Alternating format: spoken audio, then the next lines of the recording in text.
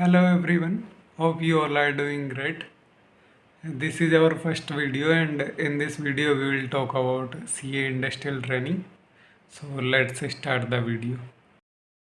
सबसे पहले जिनको नहीं पता कि CA इंडस्ट्रियल ट्रेनिंग क्या होती है उनको थोड़ा आइडिया दे देते हैं कि सेम आर्टिकलशिप की तरह होती है, बट इसमें आर्टिकलशिप में आपको इंडिविजुअल का भी काम करना रहता है, बट इसमें जिस कंपनी में आप जाते हो सिर्फ आपको उसका ही काम करना रहता है, और वो बिल्कुल ही जो CA फर्म रहती है उनसे टोटली डिफरेंट रहता है।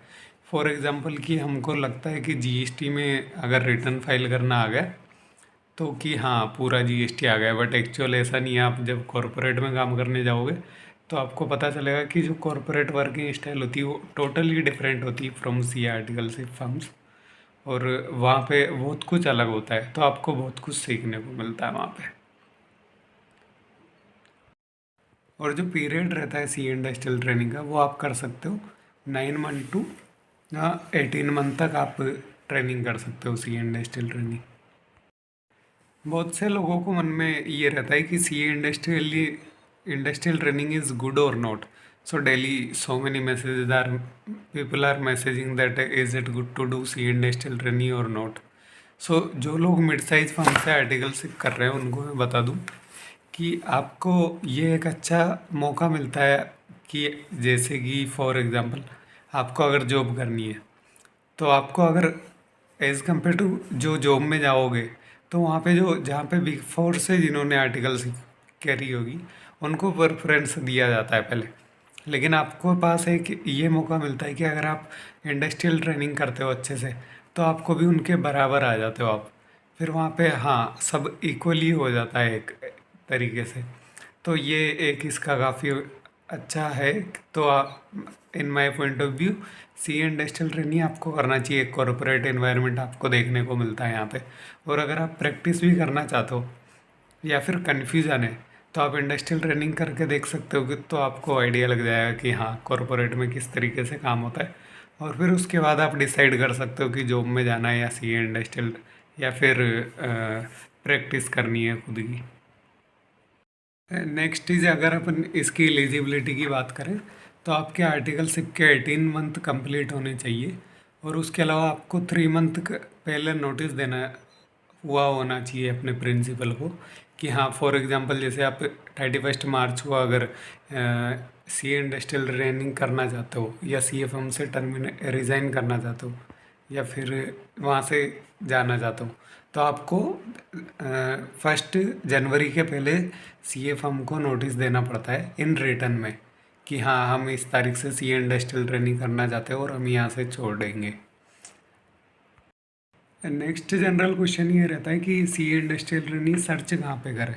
तो इसके बहुत सारे मीडियम है जहाँ आपको वैकेंसीज मिलती है, जैसे कि लिंक्डइन हो गया, naukri.com हो गया, या फिर ऐसी एक दो और साइट्स है जहाँ पे आपको नौकरी मिलती है, और एक ICAI का भी पोर्टल है, वहाँ पे भी आपको CRO नंबर और डेट ऑफ बर्थ से आप लॉगिन कर सकते हो। तो वहाँ पे भी बहुत सी कंपनीज़ है जो सिर्फ वहीं पे वैकेंसीज अपनी पोस्ट करती है, तो आप वहाँ से भी अप्लाई कर सकते हो और वहाँ से भी आपका सिलेक्शन होता है, क्योंकि मैंने जो किया था मेरा वहीं से हुआ था। और अगर आपको एक ही जगह पर सब कुछ चाहिए तो आप चैनल सब्सक्राइब कर लीजिए, यहाँ पे आपको सारी वैकेंसी की अपडेट मिल जाएगी। तो और उसकी लिंक भी आपको डिस्क्रिप्शन में दी जाती है ताकि आप उस पर अप्लाई कर सकते हो, या फिर मेल ID दी जाती है ताकि आप उस पर रिज्यूम भेज सको। नेक्स्ट जनरल क्वेश्चन ये रहता है कि रिज्यूमे कैसा होना चाहिए और कैसे बनाए। तो it should be very clear that your resume should not exceed more than 1 page. हाँ ज़्यादा से ज़्यादा आप 1.5 या 2 पेज का बना सकते हो, but it will be very good if your resume will be only one cover all in 1 page. तो ट्राई कीजिए कि 1 पेज में आ जाए, और अगर आपकी प्रोफेशनल फ़ोटो आप उसमें लगा सको तो बहुत बेस्ट है। उसमें कुछ चीज़ें हैं जो आपको ध्यान रखनी है रिज्यूमे बनाते टाइम, कि जैसे कि जो क्लाइंट जिनका आपने काम किया है अगर वो लिस्टेड नहीं है तो आपको उनके नाम मेंशन नहीं करने हैं अपने रिज्यूमे में, अदरवाइज़ आपको वहीं पे भी रिजेक्ट हो सकते हो, आपको हो सकता है कॉल ही ना आए इंटरव्यू के लिए। तो इस चीज़ का ध्यान रखिए कि क्लाइंट के नाम कभी भी मेंशन मत करिए रिज्यूमे में, और इंटरव्यू में भी इस चीज़ का ध्यान रखिए कि ऐसी कोई भी चीज़ ना बोले जिससे कॉन्फिडेंशियलिटी ब्रीच हो जहाँ पे आपने काम किया है। और इसके अलावा ये रहता है कि जैसे बहुत से रिज्यूमे अगर आपने देखे होंगे तो उनमें वो चार्ट्स जैसा कुछ यूज़ करते हैं कि 90% good in audit and 30% good in tax, something like that. English का भी रहता है, वो लैंग्वेज में भी यूज़ करते हैं बहुत से लोग, या फिर एक्सेल में यूज़ करते हैं कि एक्सेल में इतना परसेंट अच्छा है, पावर पॉइंट में इतना अच्छा है। तो वो सब यूज मत कीजिए, ना करें तो बेहतर है। अदरवाइज उन्होंने पूछ लिया कि how you determined that, how you calculated this, then what will you answer on the basis of personal judgement. So it's my suggestion, don't do that. And there is something, हाँ, आपको कब apply करना है इसके सी industrial training के लिए। तो जब भी आपकी आर्टिकल इंडस्ट्रियल ट्रेनिंग के लिए जब भी आप एलिजिबल होने वाले हो, उससे एटलीस्ट 2 मंथ बिफोर आपको अप्लाई करना चालू कर देना है, ताकि आपको टाइम लगता है interview process and selection and then offer letter, और फिर रिजेक्शन भी होते हैं। तो it is better to apply start applying at least before 2 month. और इसमें मोस्ट जो इम्पोर्टेंट थिंग है वो ये है कि रिज्यूमे में वही एक्सपीरियंस लिखे जिसमें आपने काम किया है, कोई भी ऐसा कुछ ना लिखे जिसमें आपने काम नहीं किया, या फिर काम किया है जैसे आपने बैंक ऑडिट किया है, एक बार किया है, बट उसमें आपको ऐसे नहीं है बस कुछ फाइलें चेक करी, हाँ हो गया। क्योंकि अगर वो क्वेश्चन पूछेंगे और अगर आपको वो नहीं आया तो फिर आप रिजेक्ट हो जाओगे वहीं पे। तो मेक श्योर जो भी आप रिज्यूमे में लिख रहे हो उसको आप कहीं से भी कुछ भी पूछ ले तो आप उसको आंसर कर सको। फॉर एग्जांपल अगर आप जीएसटी का लिख रहे हो कि आपने जीएसटी का काम किया है, तो जीएसटी में आपसे कुछ भी पूछ सकते हैं। तो उसके लिए you should be ready before writing anything in the resume, so be careful. Next general question ये रहता है कि इंटरव्यू प्रोसेस क्या होती है। तो जनरली सब में कॉमन रहता है कि 2-3 स्टेजेस होती है, जिसमें सबसे पहले तो वो आपको कॉल करते हैं कोई एचआर वगैरह कि आपका इंटरव्यू शेड्यूल हो गया है ये, और वो जनरल इन्फॉर्मेशन लेते हैं आपसे कि आपका अटेम्प्ट कब है, ये सब, कि आप जो बेसिक एलिजिबिलिटी क्राइटेरिया है वो मीट कर रहे हो या नहीं। उसके बाद आपका इंटरव्यू होता है जो जनरली मैनेजर लेवल के लोग लेते हैं। फिर उसके बाद बहुत सी कंपनियों में एक इंटरव्यू होता है, किसी में 2 भी होते हैं और किसी में 3 भी होते हैं। फिर उसके बाद आपका सिलेक्शन होता है, अगर आप सेलेक्ट होते हो तो आपको ऑफ़र लेटर मिल जाता है वहाँ से। और एक चीज़ है कि हाँ, इंटरव्यू में कुछ ऐसा कुछ होता नहीं है तो उसमें ज़्यादा घबराने की ज़रूरत नहीं। आपको रिलैक्स रहना है और स्माइल करते हुए रहना है, तो you can easily crack that interview. Next very important question is जो अक्सर लोग पूछते हैं कि इंटरव्यू की प्रिपरेशन कैसे करें, या फिर क्या पूछते हैं इंटरव्यू में, किस टाइप के क्वेश्चन आते हैं। तो it's basically totally depend on your resume and जो profile for which you are applying. So interview resume में आप जो भी लिखो तो वी मेक श्योर दैट आपको वो सब कुछ आता है। अगर उसमें से वो कहीं भी कुछ पूछता है तो आपको वो आता है।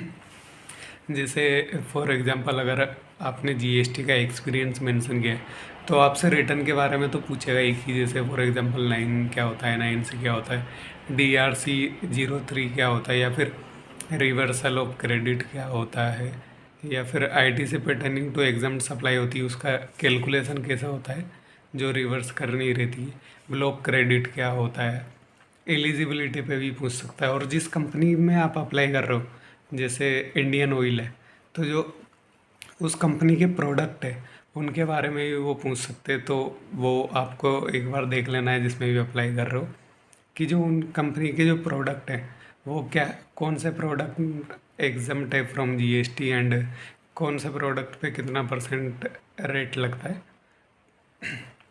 और उसके अलावा जैसे कि आप किसी बैंक में अप्लाई कर रहे हो तो बैंक चार्जेस पे क्या जीएसटी है, कौन से चार्जेस एग्जम्प्ट होते हैं जीएसटी में, तो आपको वो सब देख लेना। कहीं से भी कुछ भी पूछ सकते हो जो भी आप रिज्यूमे में लिखते हो, मैक्सिमम क्वेश्चन उसी में से आते हैं। अगर आपने ये क्लियर कर लिया, क्योंकि यही आपके हाथ में रहता है, अगर ये इसमें अच्छा कर दिया आपने तो फिर आपका सिलेक्शन के में चांसेस बढ़ जाते हैं।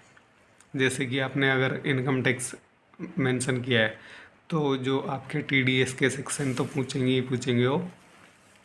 और उसके अलावा जैसे इनकम टैक्स ऑडिट किया आपने, तो ऑडिट रिपोर्ट के बारे में पूछ लेंगे, कुछ भी सेक्शन उठा के उसमें से, या रिपोर्टिंग पूछ लेंगे कोई सा भी पार्ट, या फिर जो रिसेंट चेंजेस हुए हैं उसमें वो पूछ लेंगे, या फिर एप्लीकेबिलिटी पूछ लेंगे, जैसे कारो भी पूछ सकते हैं। और वो फिर रिज्यूमे के अलावा उसके बाद जो डिपेंड करता है वो करता है कंपनी की प्रोफाइल पे।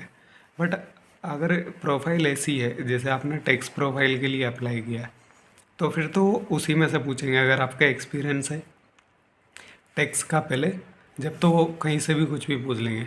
अगर आपका पिछला एक्सपीरियंस आर्टिकल सिप का टैक्स में नहीं है, ऑडिट में है, और आप अप्लाई कर रहे हो टैक्स के लिए, तो फिर वो उसमें से जनरल क्वेश्चन पूछेंगे। फॉर एग्जांपल जैसे TDS के पूछ लेंगे, या फिर बेसिक पूछ लेंगे कि कौन से फॉर्म एप्लीकेबल होते हैं, कौन सा 3CA 3CB CD क्या होता है, ये सब पूछ लेंगे। ज़्यादा डीप में नहीं जाएंगे उसको। तो ये चीज़ आपको ध्यान रखनी है, इसी पे मेनली क्वेश्चन होते हैं। और इसमें एक सजेशन है कि before start applying for industrial training, आपको FR की क्लास ज़रूर करनी है, क्योंकि हर इंटरव्यू में आपसे इंडेस पूछे जाएंगे ही जाएंगे। चाहे वो आप टैक्स प्रोफाइल में हो, ऑडिट में हो, या फिर आप किसी इन्वेस्टमेंट बैंकिंग में अप्लाई कर रहे हो, या फिर मैक्सिमम इन्वेस्टमेंट बैंकिंग में कंट्रोलर की वैकेंसी निकलती है, तो उसमें भी इंडेस पे पूछते हैं।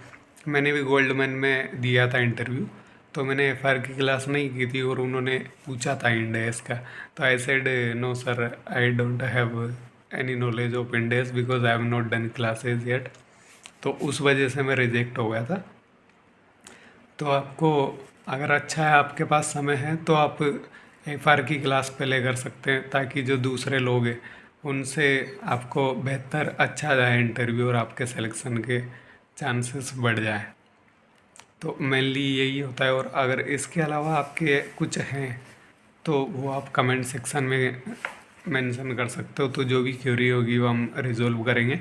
और अगर आपको वीडियो अच्छी लगे तो चैनल को सब्सक्राइब ज़रूर करें, ताकि वैकेंसीज अपडेट मिलती रहे आपको।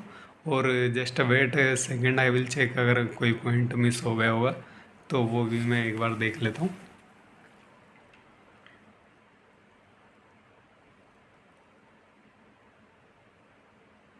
हाँ, या वन मोर थिंग, कि जो इंटरव्यू होगा वो आपका इंग्लिश में होगा। अगर आपकी इंग्लिश अच्छी है तो फिर तो कोई दिक्कत नहीं है। बट अगर आपकी इंग्लिश अच्छी नहीं है, जैसे मेरे साथ था, मेरी इंग्लिश बिल्कुल भी अच्छी नहीं थी। मतलब अभी तो फिर भी मैं थोड़ा बहुत बोल सकता हूँ, मतलब नॉर्मल बात कर सकता हूँ, बट पहले इतना भी नहीं था। तो उसके लिए एक यही है कि आपको प्रैक्टिस करनी है उसकी, बार बार लिख कर प्रैक्टिस करो। अगर आपसे ऐसा नहीं होता है तो 10 बार करो बिफोर अपेयरिंग इनटू इंटरव्यू, ताकि आप उसको इजीली करेक्ट कर सको। तो क्योंकि जो मैंने किया था, मैंने भी ऐसे ही किया था। तो इंग्लिश अच्छी नहीं थी, तो लिख लिख के प्रैक्टिस करो उस चीज़ को। तो इस वीडियो को हम यहीं पे ख़त्म करते हैं। तो अगर आपको वीडियो अच्छी लगी हो तो चैनल को सब्सक्राइब करें, एंड वीडियो को लाइक एंड कमेंट करें। और अगर कुछ पॉइंट मिस हो गया हो तो आप कमेंट कर सकते हैं, ताकि हम उस पर आपको रिस्पॉन्स कर सकें, या फिर उस पर नया वीडियो बना सकें। Thank you so much for watching the video.